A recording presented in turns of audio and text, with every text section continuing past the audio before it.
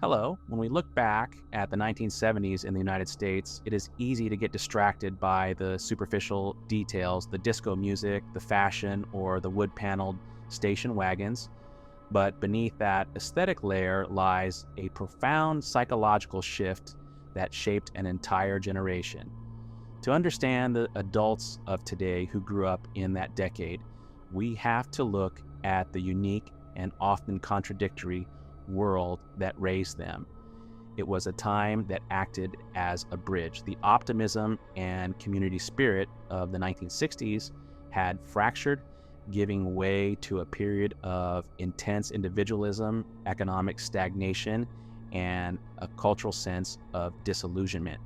For a child growing up in this environment, the world felt vast, largely unsupervised, and surprisingly raw. Let's start with the most defining feature of this era, the concept of benign neglect. Psychologically, children of the 70s experienced a level of autonomy that is almost unthinkable in modern parenting. This was the era of be home when the streetlights come on. There were no cell phones to check in, no GPS trackers, and often no parents at home until the evening. This gave rise to the latchkey kid phenomenon. While this term is often used casually, the psychological impact of walking into an empty house at age 8 or 9, making your own snack, and managing your own time was significant. It forced a premature maturity. These children didn't just learn independence, they internalized the idea that they were the primary agents of their own survival.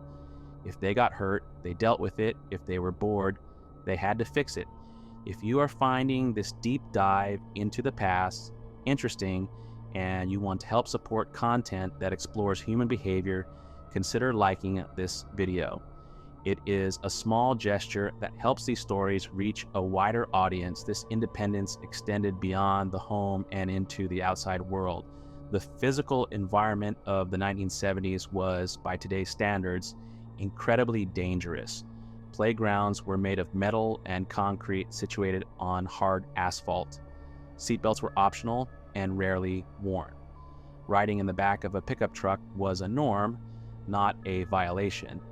From a developmental perspective, this exposure to minor physical risks taught risk assessment in a very visceral way. There was no safety net, literal or metaphorical. Psychologists suggest that this created a generation that is practically resilient, but also somewhat fatalistic.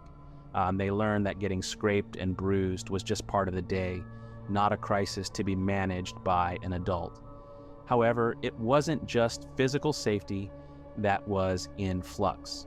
The emotional landscape of the American family was undergoing a massive earthquake.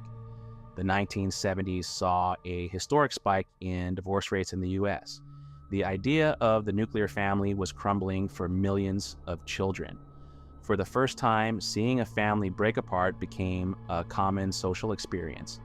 This introduced a layer of anxiety and instability into the childhood psyche.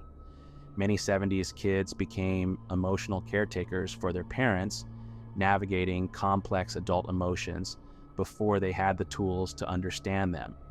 This often results in adults who are hyper-aware of shifts in mood and who value stability and loyalty intensely, precisely because it was fragile during their formative years.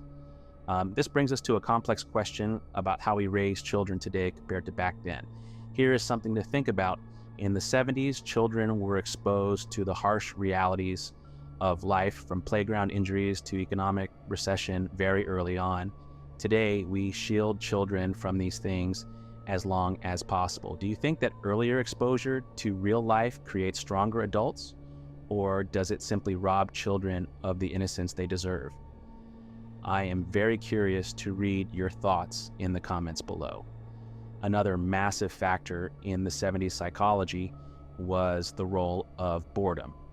In a world with only 3 TV channels and no internet, boredom was a constant companion.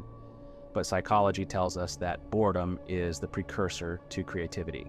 Children were forced to invent games, build forts, and create entire worlds in their backyards.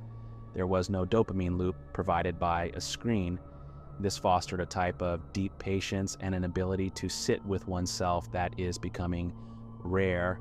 They learned to entertain themselves not out of choice, but out of necessity.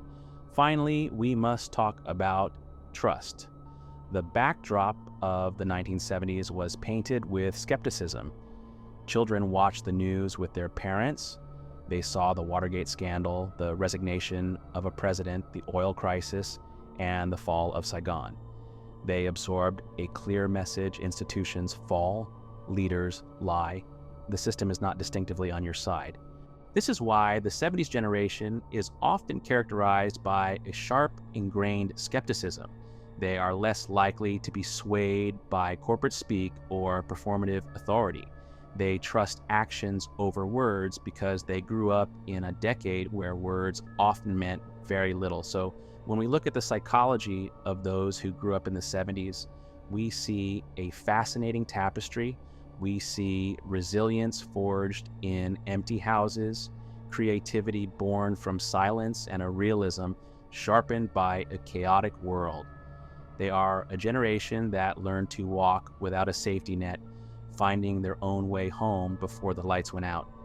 If this analysis helped you understand the mindset of this generation a little better, whether it is your own or your parents', please subscribe to the channel. We have many more explorations into the human mind coming up, and I would love for you to join us. Thank you for watching.